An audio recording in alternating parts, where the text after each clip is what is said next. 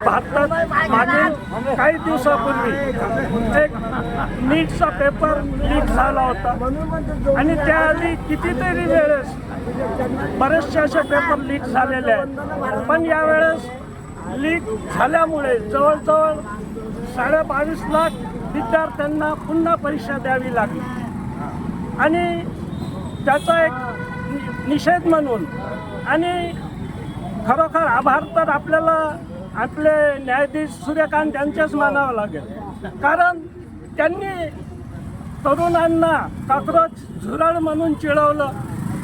म्हणून आमचे अभिजित दिपके यांनी काक्रोच जनता पार्टीची स्थापना केली आणि अभिजित दिपकेला पूर्ण भारतभरातून चांगलं असं सहकार्य मिळालं आणि त्याच्यात सोमन वाहनचूक यांनी सुद्धा आमरण उपोषण सुरू केलं. त्यांच्यासोबत आणखी 3-4 मुलं आणि विद्यार्थीसुद्धा उपोषणात सहभागी होते आणि त्यांचाच परिपाक म्हणून तर त्याच्यात त्या विद्यार्थी मित्रांनी त्या तरुणांनी 21 तारखेला जो त्यांचा एक मोर्चा होता 20 तारखेला त्याच्यात पोलिसांनी लाठीमार केला, बऱ्याचशांना मार लागला. कितीतरी विद्यार्थी मित्र आणि मुली दवाखान्यात ॲडमिट आहे आणि हे सर्व सहन होऊनही त्यांनी ते उपोषण चालूच ठेवलं आणि दिवसेंदिवस त्याला जास्तीत जास्त प्रतिसाद मिळत गेला आणि त्याचाच परिपाक म्हणून जे शासन सरकार म्हणत होतं की आमच्यात राजीनामा द्यायची पद्धतच नाही, परंतु त्यांनासुद्धा त्यांची पद्धत बदलावी लागली आणि आज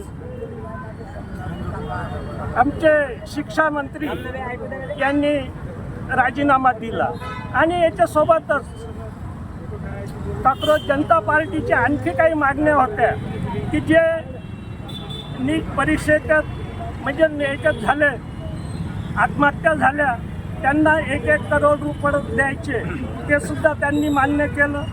या आंदोलनादरम्यान दिल्लीतच नाही आणि भारतभरात जिथं जिथं विद्यार्थी मित्रांवर ज्या केसेस लागल्या असेल त्यासुद्धा मागे घ्यायचे त्यांनी ठरवलं आणि त्या दृष्टीनेच आज त्या लोकांनी आपलं आंदोलन मागं घ्यायचं ठरवलेलं आहे आणि या आमच्या काक्रोच जनता पार्टीच्या सर्व तरुणांनी दाखवून दिलं की भारतात लोकशाही जिवंत आहे आणि युवा शक्ती काही करू शकते याची कल्पना सरकारला सुद्धा आली.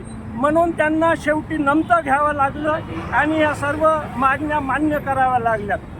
म्हणून मी अभिजित दिपके त्यांचे सर्व सहकारी सोमन वाहनचूक आणि इतरही राजकीय पुढाऱ्यांनी आमचे नेते राहुल गांधी यांनी सुद्धा भरपूर असं प्रयत्न केले आणि त्यांचा परिपाक म्हणून आजचा हा दिवस आम्ही आनंद असं साजरा करीत आहोत आणि या दृष्टीने हे दाखवून दिलं की आज युवा शक्ती जर मनात आणलं तर काही करू शकते. त्याबद्दल सर्व त्या तरुण मित्रांचं विद्यार्थी मित्रांचं सोमन वाहनचूक आणि अभिजित दिपके आणि त्यांच्या सर्व सहकार्याचं मी मनापासून अभिनंदन करतो आणि निश्चितच त्यांच्यामुळं त्या तरुणांमध्ये एक नवं चैतन्य असं निर्माण झालं. हे कुठलेही अत्याचार अन्याय जर हे सरकार करत असेल तर निश्चित पुढेसुद्धा त्यांना त्याचा विचार करावा लागेल हे सुद्धा शासनाला त्यांनी दाखवून दिलं. त्याबद्दल पुनश्च एकवार त्यांचे अभिनंदन करतो आणि थांबतो. धन्यवाद.